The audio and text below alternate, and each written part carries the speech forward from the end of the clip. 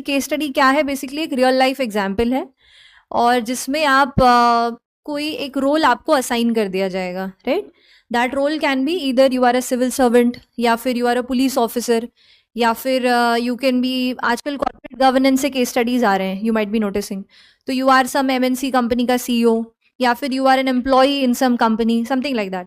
तो the first thing first is कि आपका कोई एक रोल होगा, तो रोल आइडेंटिफिकेशन सबसे पहले ज़रूरी है कि आप जो आंसर करने जा रहे हैं, जो भी आपका एथिकल डायलेमा आप फेस करोगे, वो किस पर्सपेक्टिव से आप आंसर करोगे। पर्सपेक्टिव क्या रहेगा कि आपका रोल वहाँ पे क्या है। अगर आप किसी और रोल के से सोचेंगे तो आप सही उसमें आंसर नहीं कर पाएंगे। तो first thing is role identification. Second thing in a case study is that you identify the multiple stakeholders which are there in that case study. What do you mean by stakeholders? Stakeholders, anybody who has a stake. So who has a stake in your preparation? The biggest stake in your preparation is you. The biggest stake in your preparation, you have it, right? Who else has a stake in your preparation? Parents, then teachers, some of your friends, some family, they have a stake in your preparation. मतलब जिन पे कोई असर पड़ेगा आपके preparation का। हाँ, yes, हाँ, UPSC is also a stake holder in your preparation. How? क्योंकि आपके डिसीजन का, आपके एक्शन का उन पे असर पड़ रहा है, और उनके डिसीजन और उनके एक्शन का आप पे असर पड़ रहा है, right? So we are like stake holders, connected है हम सब लोग। तो यू हैव टू आइडेंटिफाई कि उस पर्टिकुलर सिचुएशन में स्टेक होल्डर्स क्या क्या हैं, कौन कौन है, right? So you first start by telling कि मेरा ये रोल है, एंड रोल, हर रोल का ना कोई एक पर्टिकुलर सेट ऑफ रिस्पॉन्सिबिलिटीज़ या एक्सपेक्टेशंस होता है। जैसे अगर आप डॉक्टर हैं तो आपसे बाय डिफ़ॉल्ट लोग एक्सपेक्ट करते हैं कि you have to be, you know, a bit towards service, kind, compassionate, something like that.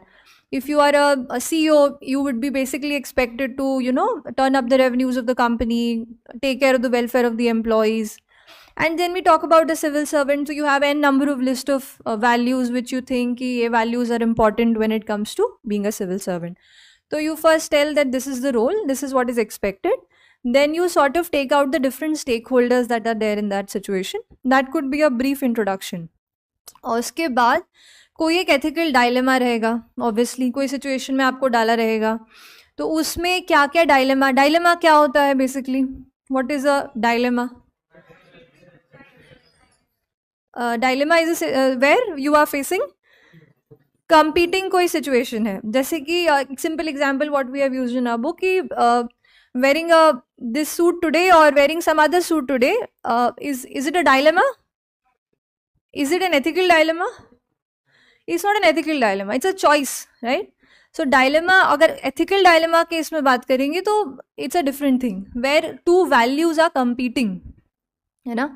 तो उन values के बारे में निकल के आना है, और फिर values का हम बात करते हैं कि ABCD क्या क्या options मैं exercise करूँगा या करूँगी in that situation. So what I used to do personally is कि I used to start with the worst option first, जो मैं कभी चुनूंगी नहीं but वो मेरे पास option है, right? तो if we go on with some example, हम बोल सकते हैं कि this is the easiest, जिसमें we don't have to comply with values of service etc. It is easy going, it saves time, something like that, depends on the situation. अभी situation at hand नहीं है तो I'm not able to give you exact ये. So I'll start with the worst, second, third, फिर final option I will tell कि you know this is where these two values are competing, and but you would not compromise on the ethical standpoint. किसी भी तरीके से आपको ethics पे compromise नहीं करना है, and then finally you would give an answer and you could conclude. अब ये actually case ethics का paper is very lengthy also. If you might have attempted ethics का एक कोई sample paper आपने attempt किया होगा, आपको समझ में आएगा कि case studies are very long. कभी कभार 3-4 पेज की केस स्टडी ही होती है. So then when you start writing also, you again going to write say 2.5 to 3 pages in the UPSC paper. So it's a bit on the lengthier side. So you have to think very quickly. You should have the ethical key terms on the top of your head. So you can just write them down and underline very quickly so that the examiner also catches कि इनको ethical dilemma समझ में आ गया है.